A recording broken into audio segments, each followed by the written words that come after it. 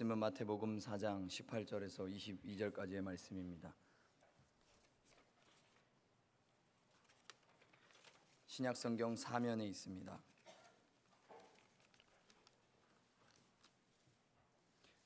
마태복음 4장 18절에서 22절까지의 말씀 함께 보겠습니다.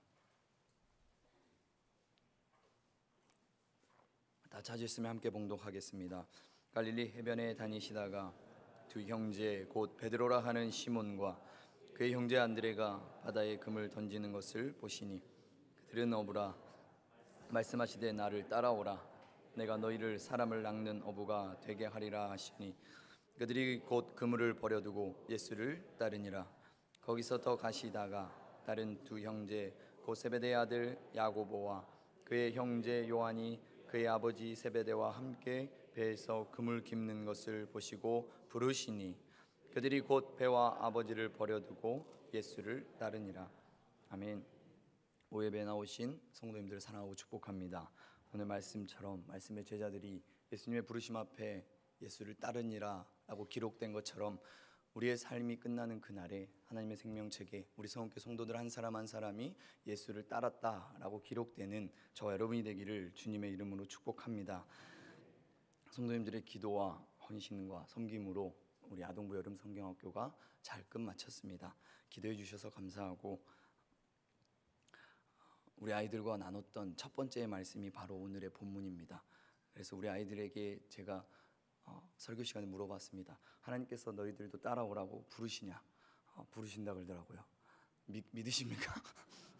저도 살짝 안 믿겼거든요. 자기들을 부르신대요. 부르신대요. 정말 대단한 고백이 아닌가 싶습니다. 성도 여러분, 오늘도 말씀을 통하여 늘 삶 속에서 우리 예수님께서는 우리를 따라오라 라고 계속 부르십니다. 하지만 우리가 때로는 그 부르심에 외면할 때도 있고 그 부르심이 버겁기도 하고 그 부르심이 저도 역시 감당하기가 힘들 때가 있는 것이 사실입니다. 하지만 오늘 말씀을 통해서 우리가 다시 한번 그 부르심 앞에 거룩한 삶으로 하나님 앞에 올려드리는 저와 여러분이 되기를 바랍니다. 예수님께서 이 땅 가운데 오셔서 공생의 사역을 시작하시면서 첫 번째로 하신 일 중에 이제 여러 가지 사역들을 첫 번째로 하셨지만 먼저 첫 제자를 부르는 사건들이 있었습니다.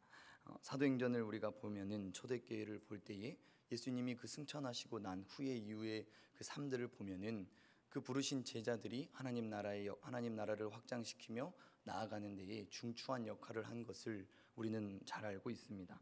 제자들은 가는 곳곳마다 아무리 무서운 핍박과 협박, 여러한 고난이 있을지라도 주의 복음을 담대하게 전파했고 그 결과로 오늘날 우리가 이 예배당에서 예배를 드리게 되었습니다.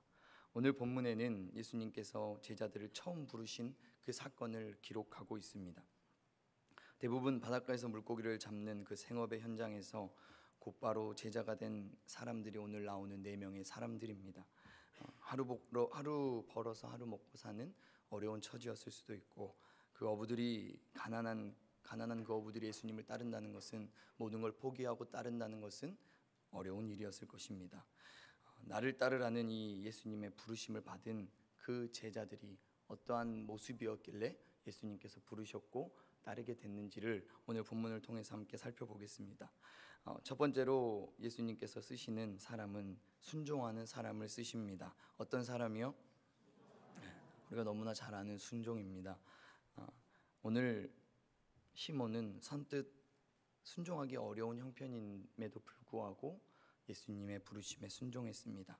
우리 오늘 읽은 말씀과 병행되는 본문인 누가복음 5장 5절을 보면은 우리들이 밤이 맞도록 수고를 하였으되 얻은 것이 없지만 말씀에 의지하여 내가 그물을 내리리이다 라고 말합니다.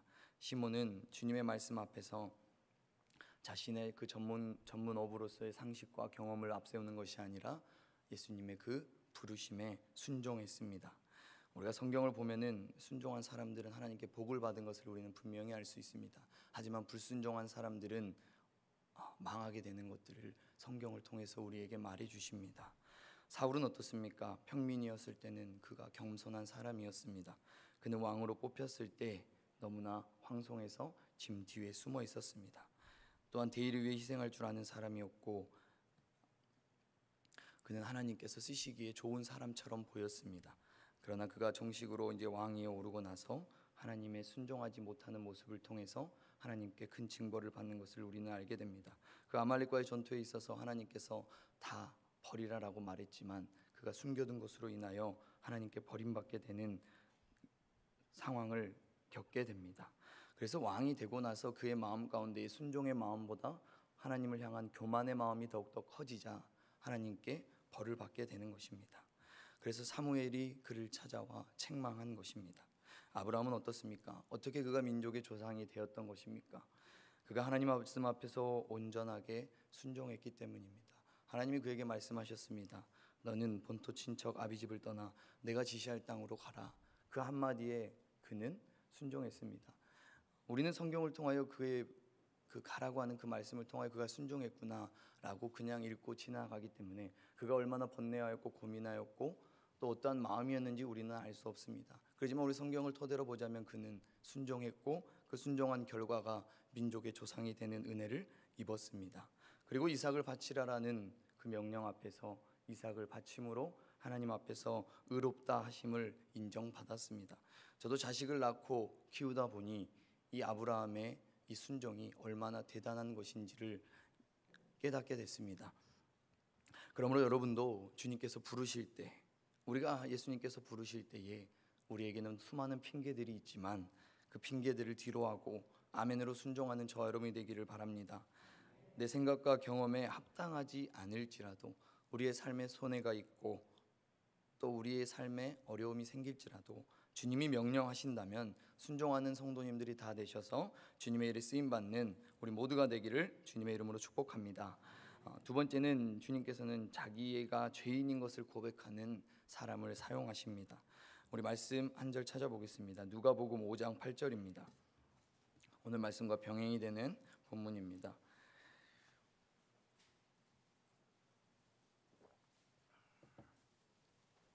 누가복음 5장 8절의 말씀 다 안 찾으셨으면 누가복음 5장 8절입니다. 함께 읽겠습니다. 시몬 베드로가 이를 보고 예수의 무릎 아래 엎드려 주여 나를 떠나소서 나는 죄인이었소이다 하니 아멘. 다른 사람들도 그 기적을 경험했지만 그들은 그저 물고기가 많이 잡힌 데에 놀랐을 따름입니다. 우리는 주님께서 말씀을 통하여 또는 기도의 응답을 통하여 또 환경을 통하여 주님의 뜻을 분명히 알려주십니다. 그 알려주실 때에 우리가 즉시로 깨달아 알 수 있도록 늘 우리가 기도의 그 영적인 예민함을 가지고 깨어 있어야 합니다. 오순절에 그 성령 충만함을 받았던 그 사람들이 있습니다. 그 사람들이 예루살렘 거리로 나아가서 어떻게 했습니까? 복음을 전했습니다. 그 복음을 들은 사람들이 이렇게 고백했습니다. 너희가 십자가에 못 박은 이 예수를 그 전하는 자들이 이렇게 고백했습니다. 너희가 십자가에 못 박은 이 예수를 하나님이 주와 그리스도가 되게 하셨느니라 라고 하자 그들이 마음에 찔려서 이제 베드로와 다른 사도들에게 묻기를 형제들아 그렇다면 우리가 어찌할꼬 라고 말했습니다. 또한 그들은 사도들의 권유를 받고 회개했고 그들은 예수 그리스도를 영접했습니다. 그러나 스데반 집사가 공회에 모인 그곳에서 설교했을 때에 그들의 마음 가운데 분명한 찔림이 있었습니다. 그렇지만 그들은 회개하지 않았고 스데반을 향하여 그들은 윽박질렀고 이를 갈고 그를 성 밖에 내치고 돌로 쳐 죽였다고 성경에 기록되어 있습니다. 이뿐만이 아닙니다. 골고다의 언덕에서 예수님을 사이에 두고 달린 그 두 강도의 태도를 통해서 우리는 또 다른 모습을 볼 수 있습니다. 한 강도는 내가 그리스도냐 너와 나를 구원하라 라고 했지만 다른 한 강도는 동물을 끄집기를 내가 동일한 정죄를 받고서도 하나님을 두려워하지 아니하느냐 우리는 우리의 행한 일에 상당한 보응을 받은 것이니 이에 당연하거니와 이 사람의 행한 것은 옳지 않으니라 라고 말했습니다. 그런 다음에 그는 이렇게 고백합니다. 예수여 당신의 나라에 임하실 때에 나를 생각하소서 부탁하셨고 주님께서는 그 강도의 음성에 내가 진실로 내게 이르노니 오늘 내가 나와 함께 낙원에 있으리라 라고 구원의 은혜를 베풀어 주셨습니다. 이처럼 구원은 우리가 죄인이라고 자각하는 순간에서부터 시작됩니다. 예수님께서 이 땅 가운데 오셔서 회개하라 천국이 가까이 왔느니라 라고 분명하게 선포하셨습니다. 그 외침은 자기 죄를 깨달아 회개해야지만이 하나님의 나라에 들어갈 수 있다는 것을 선포하신 것입니다. 우리가 은혜를 공급받기 위해서는 우리가 먼저 죄인임을 자각하고 고백하는 것에서 시작되는 줄 믿습니다. 그래서 우리 성도들이 늘 하나님 앞에 나와서 우리가 죄인임을, 죄성을 고백하고 다시 주님의 구원받은 그 은혜 앞으로 나아가는 저와 여러분이 되기를 주님의 이름으로 축복합니다. 우리가 잘 알고 있는 찬송가 나 같은 죄인 살리신을 작사한 존 뉴턴 목사님은 탁월한 설교가였고 찬송가 작사가였습니다. 그러나 그에게 인상의 밑바닥에 있었던 그 시절이 있습니다. 그는 그 부친을 따라서 아프리카에 있는 사람들을 잡아다가 노예로 파는 일을 했었습니다. 그러다 보니까 이제 배를 타고 다니게 되니까 어느 날 풍랑을 만나게 되었고 너무나 큰 풍랑을 만났습니다. 그때 그는 불현듯 그 무서운 지옥의 심판이 자기를 기다리고 있다라는 것을 깨닫게 되며 회개했습니다. 그는 그 후에 자기의 추악한 과거와 더불어서 그 죄사함 받은 그 은총을 잊지 않기 위하여 주님께 늘 헌신하는 삶을 살았다라고 합니다. 우리가 이처럼 자기의 죄를 회상하고 기억해 볼 때 우리는 영적인 고난에 빠지지 않게 됩니다. 또한 우리가 지난날 죄인이었을 때의 그 기억들은 우리에게 하나님께로 감사하는 마음을 불러일으킵니다. 우리는 때로 우리의 마음이 무너져서 그 감사를 모르고 살 때가 있습니다. 그러다 보면 우리의 기도의 생활이 등한시되는 것이고 형제의 잘못을 용서하지 못하게 되고 우리의 삶 가운데서 위선적인 모습들이 드러나게 되는 것이고 삭막한 심정으로 우리가 세상을 살아가게 됩니다. 그럴 때 우리는 지난날의 죄 가운데 살았던 때를 우리가 다시 기억하고 우리의 모든 죄를 회복시켜 주신 그 주의 보혈 앞으로 나아오는 저 여러분이 되기를 주님의 이름으로 축복합니다. 특사로 목숨을 건진 사형수는 새 생명을 얻을 때 어떻겠습니까? 더 이상 불평하지 않고 더 이상 잘못된 삶을 살지 않을 거라 생각하고 나올 것입니다. 그는 형벌받아 마땅한 자기가 사면받아 새 삶을 살 수 있는 것 하나만으로 행복하고 기쁠 것입니다. 이처럼 우리가 겸손히 우리 자신이 죄인인 것을 주님 앞에 고백할 때 주님께서 우리를 다시 일꾼으로 불러주시고 사용해 주실 줄 믿습니다. 세 번째로 이제 주님께서는 우리가 결단하는 사람을 쓰십니다. 우리 마태복음 4장 19절 다시 찾아보겠습니다. 오늘 본문 마태복음 4장 19절입니다. 함께 읽겠습니다. 말씀하시되 나를 따라오라 내가 너희를 사람을 낚는 어부가 되게 하리라 하시니 아멘. 그는 예수님이 따라오라고 하셨을 때에 모든 것을 버려두고 예수님을 쫓았습니다. 그래서 우리가 21절과 22절을 통해서 모든 것을 버리고 또 야고보와 요한은 또 배와 아버지를 두고 예수를 쫓았다라고 기록하는 것을 볼 수 있습니다. 마태복음 9장 9절에 그 마태를 부르신 것을 보면 어떻습니까? 예수께서 지나가시다가 세관에 앉은 마태를 보고 부르시니 그도 곧 일어나 쫓았다라고 말합니다. 마태는 비록 죄인이라고 취급받는 그 세리였지만 예수님이 부르셨을 때에 즉시 모든 것을 주님을 따르는 그 결단의 모습을 보였습니다. 사랑하는 성도 여러분, 구원받은 우리는 누구나 하나님 나라의 일꾼이 되어야 합니다. 세상 일을 위해서만 살아가는 것이 아니라 주님을 위해 살아갈 수 있는 저 여러분이 되기를 바랍니다. 그래서 요한일서 15장에 말하는 것이 이 세상이나 세상에 있는 것들을 사랑하지 말라라고 말하는 것입니다. 누구든지 세상을 사랑하면은 아버지 속에 있지 않다라고 말하는 것입니다. 주님께서는 우리에게 절대적인 사랑과 헌신을 오늘도 요구하십니다. 우리는 그 부르심 앞에서 갈등하는 것이 아니라 오늘 베드로가 가감하게 결단하고 주를 따랐던 것처럼 우리 모두 결단하는 그 믿음이 우리 가운데 넘쳐나기를 주님의 이름으로 소망합니다. 우리는 또한 예수님 앞에서 재물을 놓고도 갈등할 때가 너무나 많습니다. 하지만 그러한 사람이 되는 것이 아니라 주님께서 말씀하셨을 때에 한 사람이 두 주인을 섬기지 못할 거라고 말하는 것처럼 그 말씀에 우리가 순종하여서 우리가 재물과 주를 겸하여 섬기는 것이 아니라 온전히 우리가 찬양으로 고백했던 것처럼 예수는 나의 주인이라고 고백하는 저 여러분이 되기를 소망합니다. 성도 여러분, 오늘 우리 주님께서 우리를 부르시는데 예수님께서 우리에게 무리한 요구를 하시는 것입니까? 아니죠. 예수님께서는 우리를 위해서 십자가에서 자신의 생명을 희생하신 분입니다. 이보다 더 큰 사랑이 어디에 있냐라고 말할 수도 있을 것입니다. 이 사랑을 우리가 분명히 깨달았고 우리가 그 사랑을 느꼈고 그 사랑을 믿었고 그 사랑을 고백했습니다. 그렇다면은 우리가 주님을 섬기는 데에 있어서 방해되는 것들이 있다면은 그것들을 과감하게 버리고 주님을 따르는 그 결단을 할 수 있기를 주님의 이름으로 축복합니다. 우리가 결단할 때 주님께서는 우리가 부족할 수도 있고 우리가 일꾼으로 사용되기에 아직도 한참 수준이 미달릴 수도 있지만 오늘 베드로를 들어 사용하신 것처럼 우리를 모두 들어 사용하실 것입니다. 그가 어부로서 배와 그물을 다 버렸다면 모든 것을 버린 것 아니겠습니까? 세리마태가 사표를 던졌다면 그의 삶의 인생에 있어서 모든 것을 버린 것 아니겠습니까? 이렇게 결단할 수 있는 사람들을 주님께서 귀히 쓰시는 줄 믿습니다.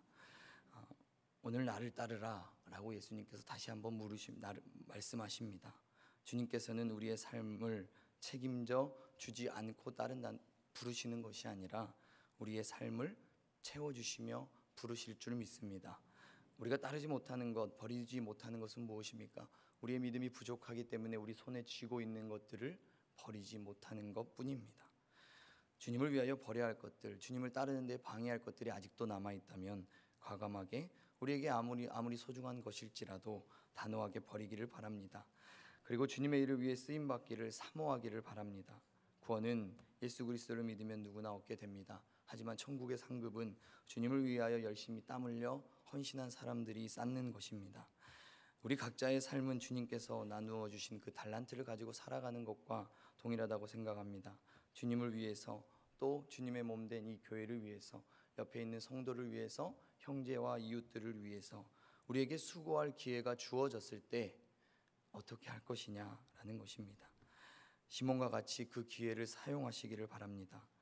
그러기 위해서는 우리는 주님의 말씀에 오늘 첫 번째로 말했던 것처럼 순종하는 사람들이 되시고 자신의 죄인됨, 우리의 죄인됨을 늘 고백하시고 주님의 부르심에 과감하게 결단하는 저 여러분이 되기를 소망합니다. 그래야 해서 시몬과 같이 하나님의 나라를 위하여서 귀하게 쓰임받는 저 여러분이 되기를 주님의 이름으로 축복합니다.